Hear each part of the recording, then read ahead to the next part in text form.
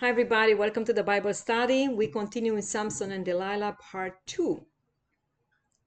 So we are in the time when Samson finds this Delilah, which I say is a bad spirit of seduction, manipulation, persistent in bugging you all the time. And that tries to get you off your course with it doesn't care if you die and that you don't fulfill your destiny. So, and it's already attempted once.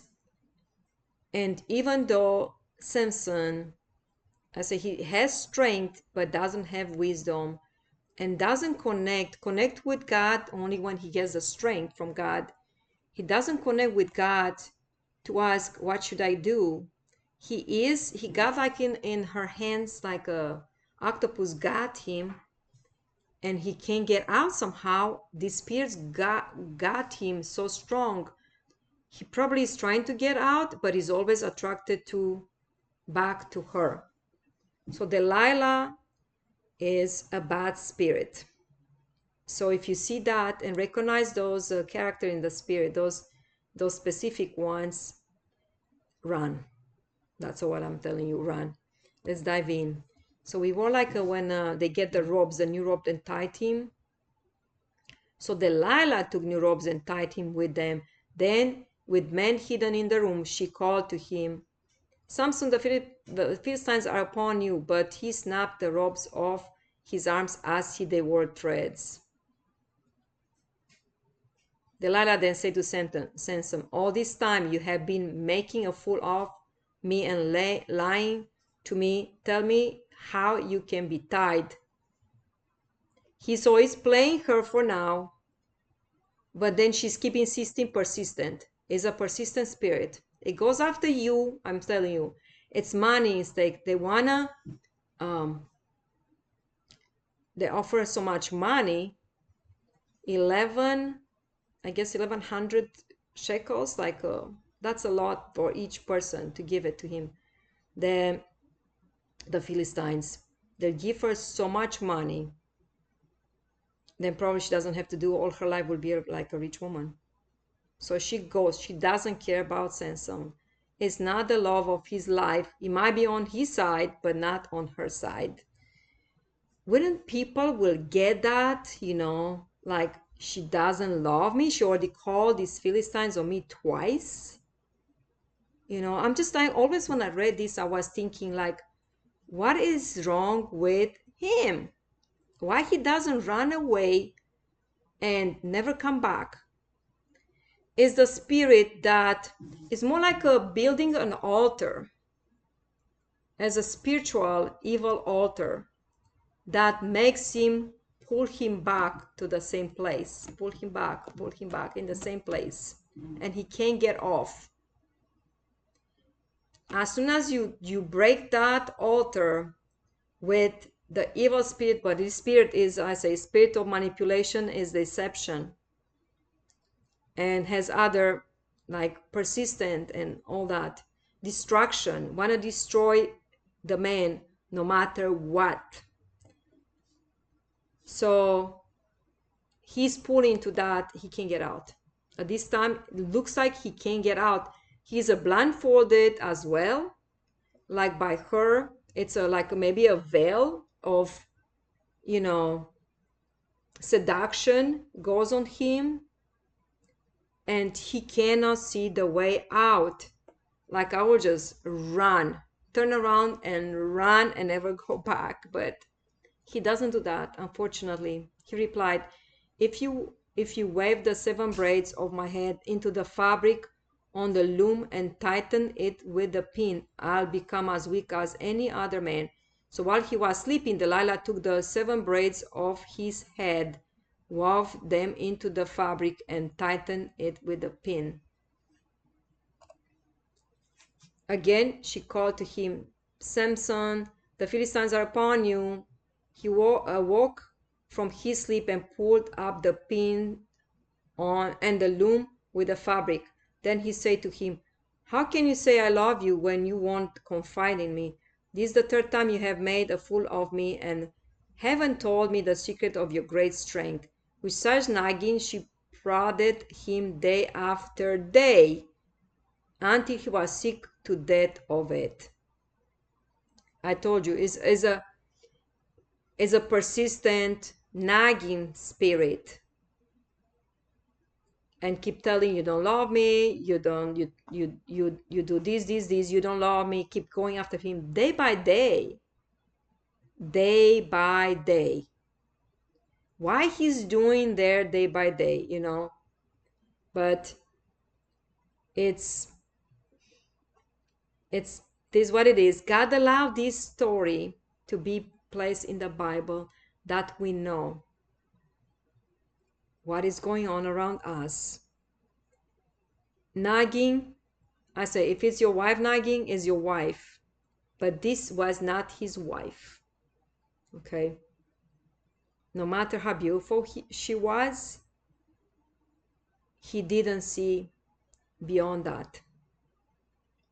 Well, a seduction spirit, it gets you in all the directions, it gets all around you, that you're not be able to move where you're supposed to move, and you don't see what God has for you.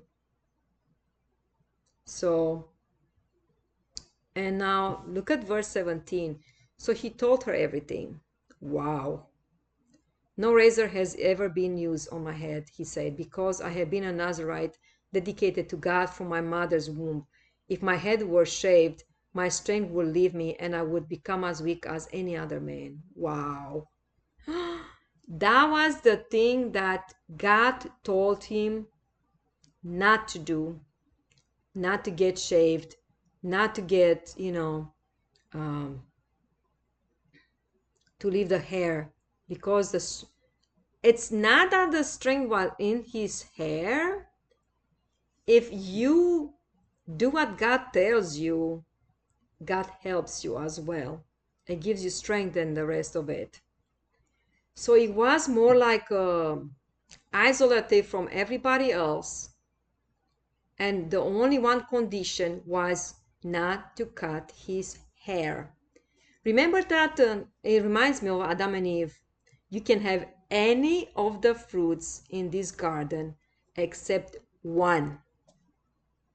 Okay, so God puts that restrictions.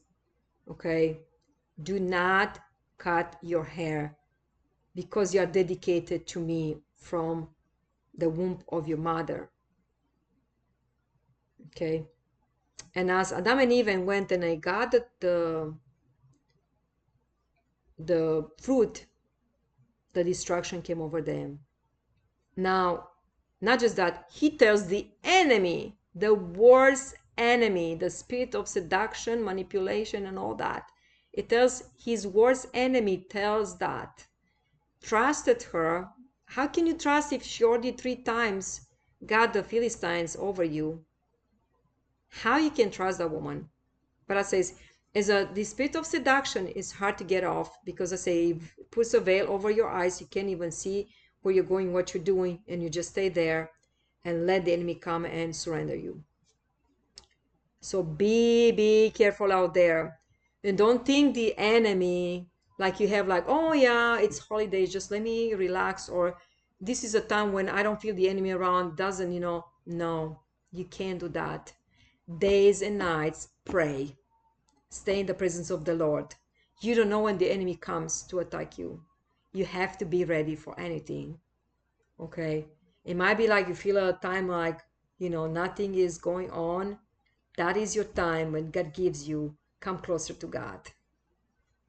He's supposed to be in prayer. He's supposed to wear, the talit of prayer with fringes, be around his people.